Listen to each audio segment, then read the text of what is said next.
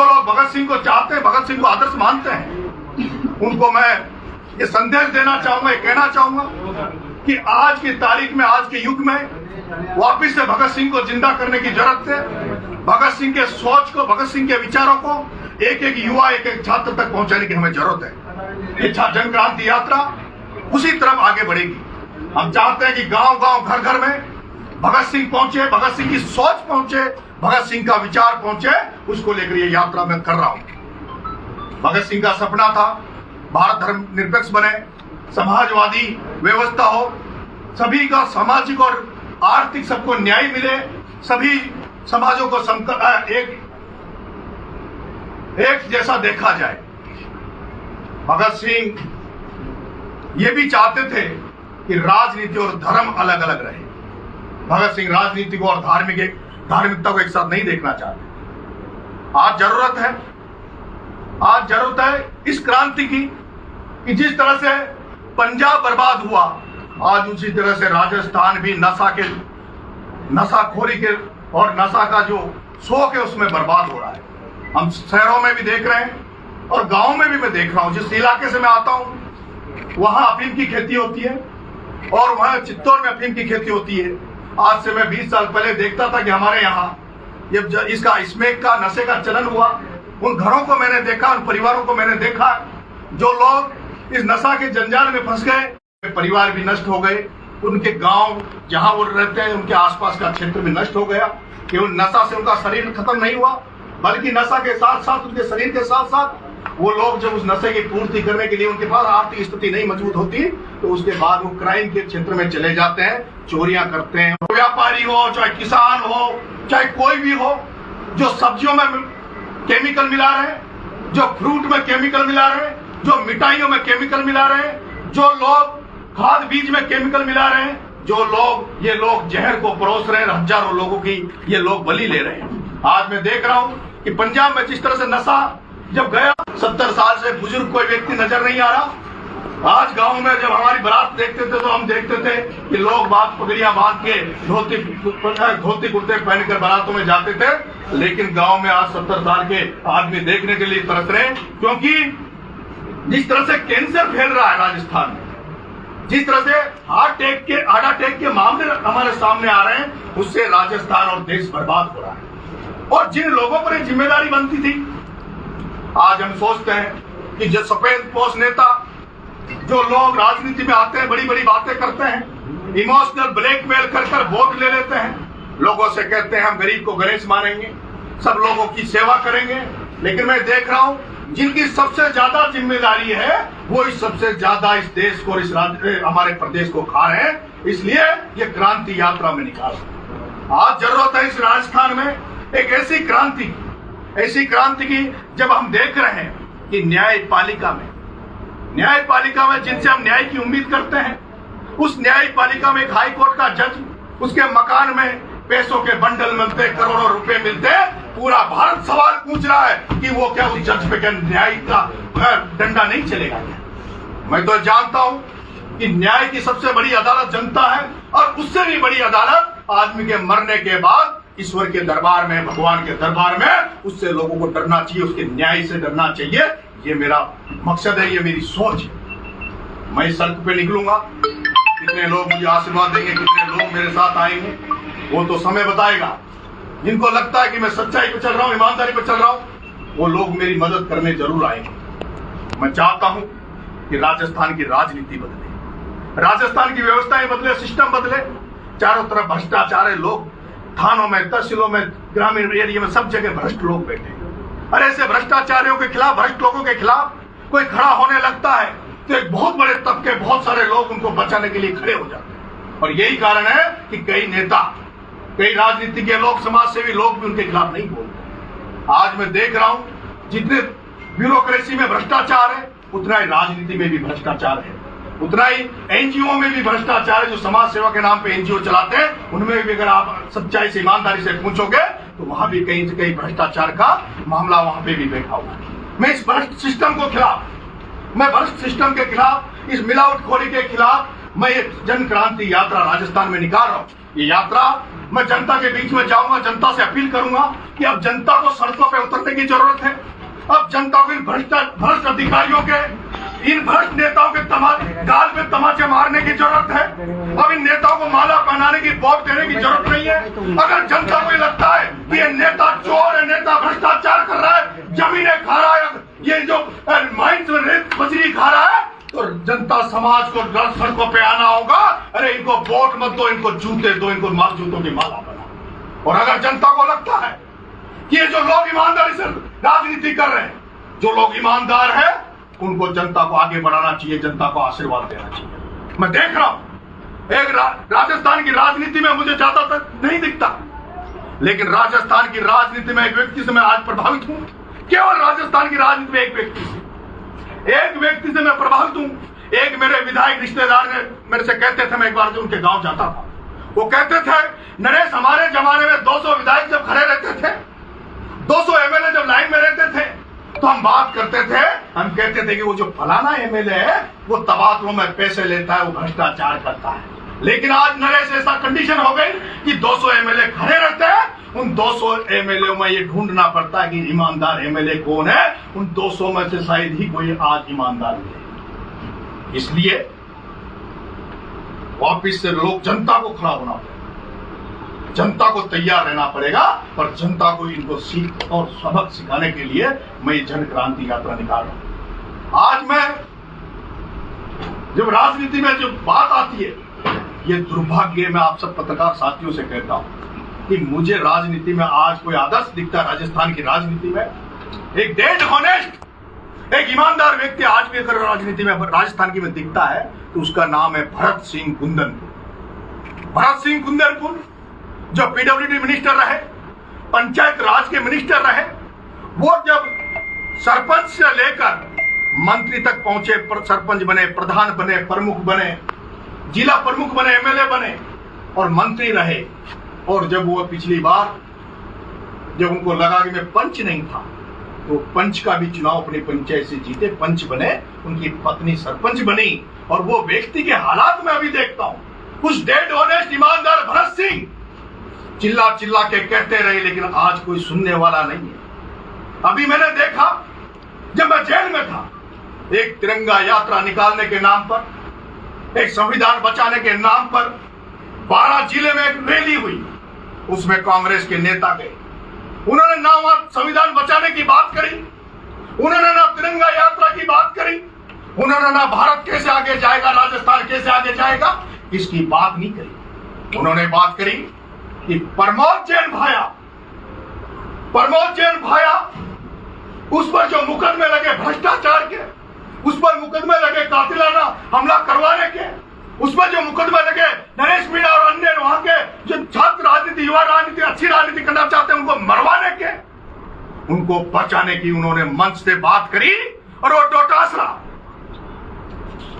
जो कहता मैं मौर्य बुला दूंगा, डोटासरा जी आप वहां प्रमोद जैन भाया को बचाने के लिए किस तरह से मंच पर भाषण दे रहे थे, चैलेंज कर रहे थे प्रशासन को, पुलिस को, कि अगर किसी ने प्रमोद जैन भाया की तरफ आंख उठाए, प्रमोद जैन भाया के ऊपर हमला किया तो हमसे बुरा नहीं होगा। आदरणीय डोटासरा जी, प्रमोद जैन भाया को तो जेल जाना ही पड़ेगा।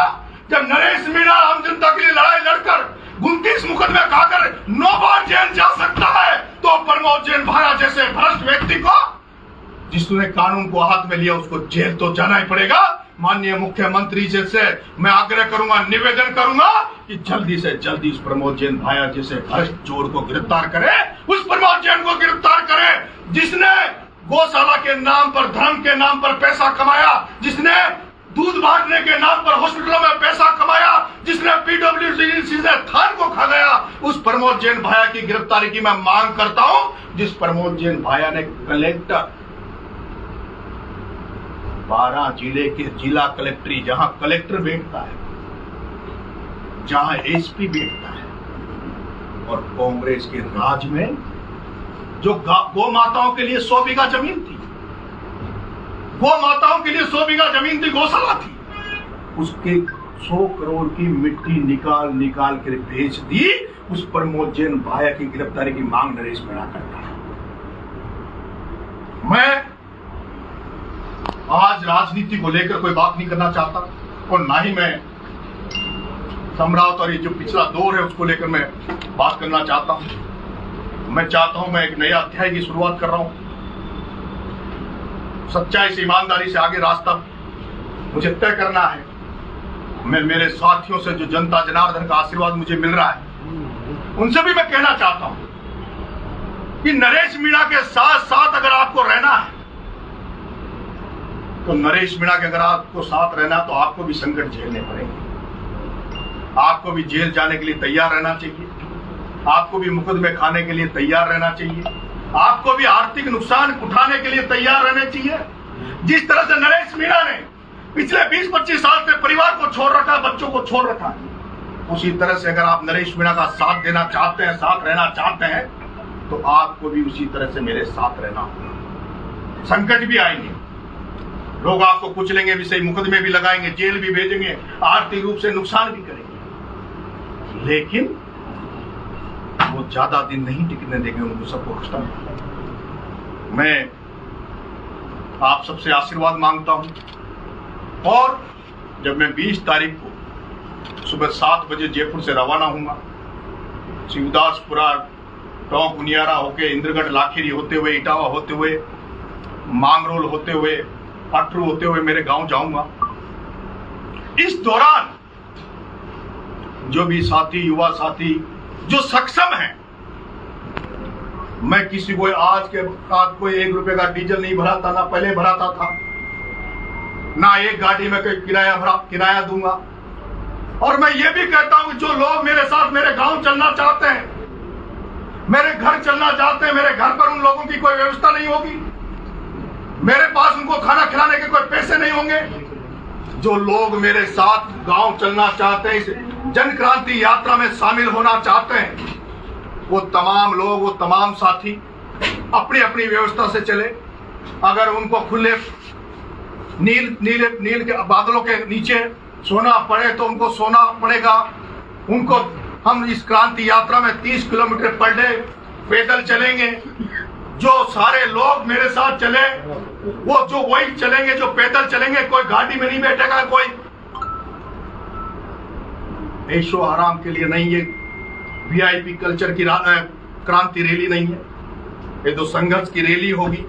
जिस तरह से भगत सिंह ने फांसी का फंदा इसलिए लगाया कि मैं आजाद कराने के लिए मुकदमों से मत डरो, जेल डालने से मत डरो, कुर्बानियां देने से मत डरो, उसी तरह से जो मेरे साथ लगना चाहते हैं उनको भी नरेश की तरह कुर्बानियां देनी पड़ेगी, नरेश की तरह संघर्ष करना पड़ेगा।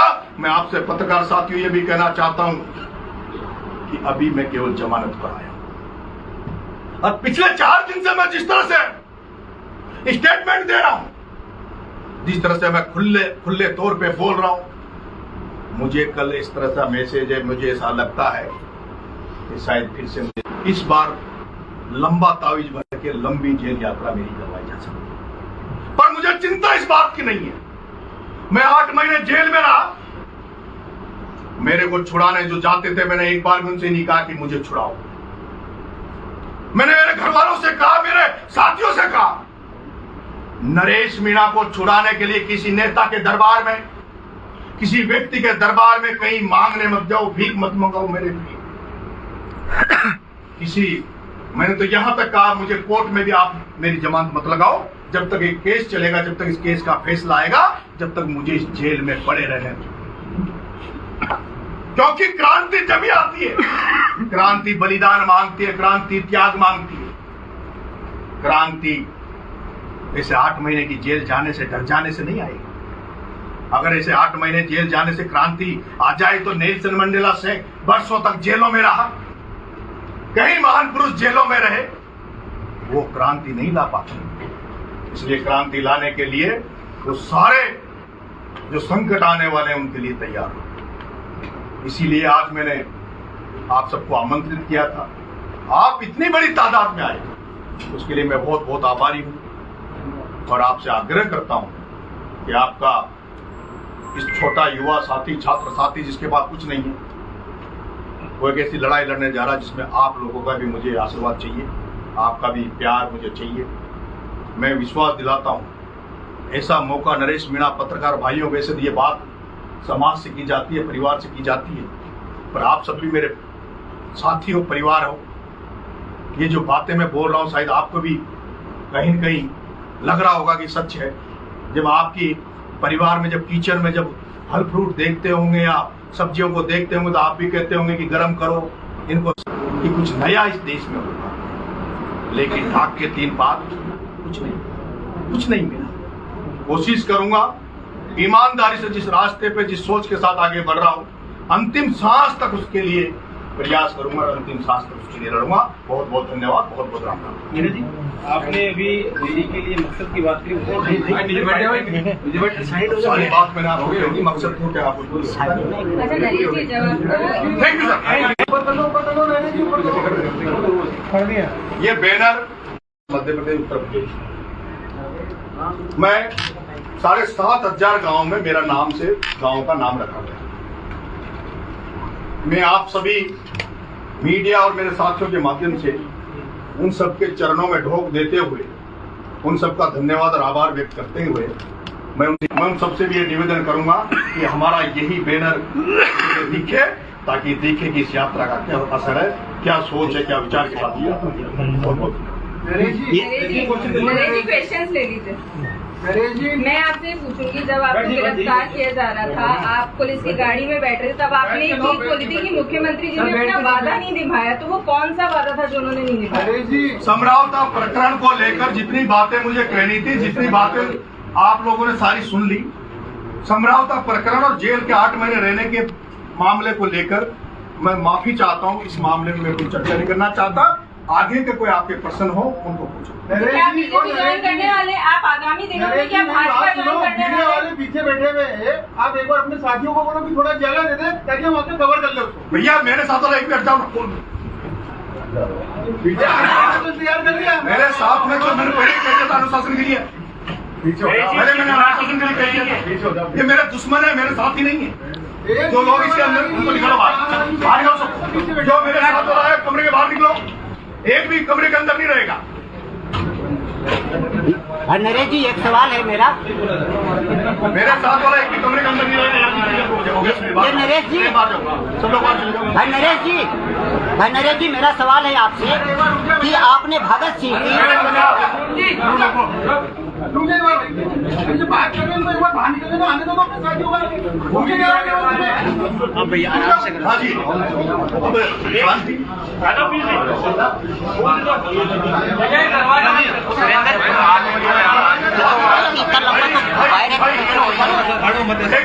इतना लंबा वायरस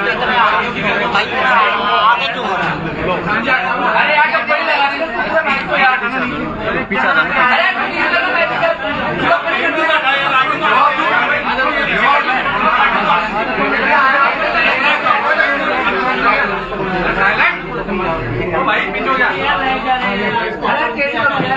सुरेंद्र कितने लोग देख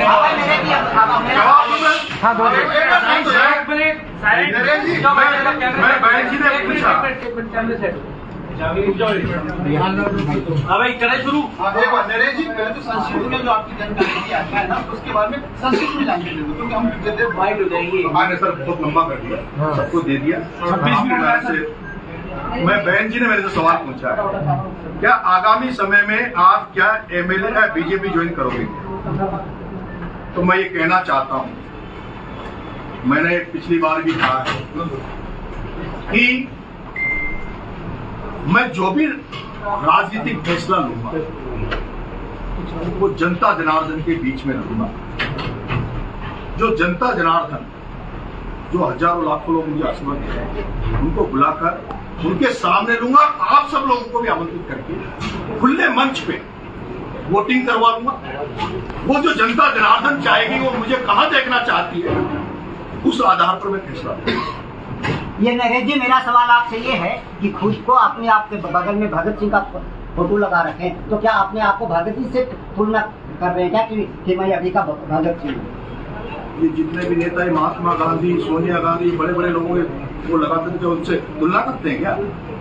ये भगत सिंह की फोटो इसलिए लगाई हुई है, भगत सिंह की सोच को, भगत सिंह के विचार को आज घर घर तक पहुंचाने की जरूरत है। उसको घर घर तक पहुंचाने का हम प्रयास करें। मीणा जी, यात्रा का मकसद क्या है? मकसद है जनता को जगाना, जनता को बताना कि किस तरह से राजस्थान में हो रहा है, किस तरह से देश में हो रहा है, इस तरह से जनता को जागरूक करने के लिए नरेश भाई, आपने को और कई नेताओं के नाम दिए जिन्होंने मदद की थी। उन्होंने कहा कि मेरी छतरी वाला ने मदद की, दूसरे के जरिए है, लेकिन उन्होंने साथ में सलाह दी है कि जितने भी नेताओं को नरेश भाई टारगेट कर रहे हैं प्लीज इससे बचिए। मेरा आपसे निवेदन है, खासकर कांग्रेस के, मेरा आपसे विशाल भाई निवेदन है, मैंने कह दिया कि एक अध्याय था जो खत्म हो, जिन लोगों ने मेरी मदद की, जिन्होंने जो अपनी भूमिका निभाई, उन सबको धन्यवाद। वो एक अध्याय था, वो अध्याय पीछे हो गया, एक नए अध्याय की हम शुरुआत कर रहे हैं, इसी पर हम बात करेंगे। जन क्रांति यात्रा, ये यात्रा आप मान रहे हो, लेकिन मैसेज ये भी जा रहा है कि एक नई पार्टी का उदय, जन क्रांति। देखो ये समय बताता है, समय बताएगा। ये आपके प्रचार का दूसरा स्पेल तो नहीं है? चुनाव चल रहा है, चुनाव चल रहा है। तो अब आपको भजनलाल सरकार से कोई शिकायत तो नहीं? नहीं, मुझे किसी से भजनलाल जी, माननीय मुख्यमंत्री जी से मैं इतना कहना चाहता हूं कि अभी समझौता मामले में पूरा न्याय नहीं मिला है। ये मैं आपसे ये भी निवेदन करना चाहता हूं कि जन क्रांति यात्रा के दौरान जब हम ग्राउंड पे जाएंगे, सड़कों पे जाएंगे, जनता से मिलेंगे, तो बहुत सारे जो मुद्दे अभी चल रहे हैं, जैसे छात्र संघ चुनाव हर हालत में होने चाहिए, एक सवाई माधोपुर में 3 विधानसभा में डूंगरी बांध बन रहा है, वहां क्षेत्र गांव लाखों लोगों से जुड़ा हुआ मामला है, लोग रोज आंदोलन कर रहे हैं, उनका मामला उठाने का है। जिस तरह के जितने भी जो राजस्थान के मुद्दे हैं, उन सबको हम इस जन क्रांति यात्रा में उठाएंगे और उनको जनता तक ले जाएंगे। और जब फिर जनता का क्या